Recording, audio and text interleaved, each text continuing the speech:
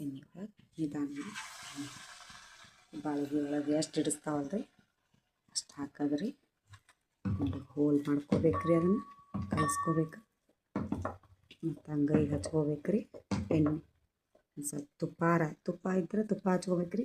ಇಲ್ಲಾಂದ್ರೆ ತುಪ್ಪ ಇರಲಿಲ್ಲ ಅಂದ್ರೆ ಅಕಸ್ಮಾತ್ ಅಂಗೈಗೆ ಒಂದು ಸ್ವಲ್ಪ ಇದನ್ನ ಎಣ್ಣೆ ಹಚ್ಕೋಬೇಕ್ರಿ. ಹಚ್ಕೊಲಿಲ್ಲ ಅಂದ್ರೆ ಬಿಡೋದಿಲ್ಲ ರೀ, ಅಂಗೈಗೆ ಬುಡಕ್ಕೆ ಹಚ್ಕೋಬೇಕ್ರಿ. ಇಲ್ಲಾಂದ್ರೆ ಬಿಡೋದಿಲ್ಲ ರೀ, ಬುಡಕ್ಕೆ ಅಂಗೈ ಬುಡಕ್ಕೆ ರೀ.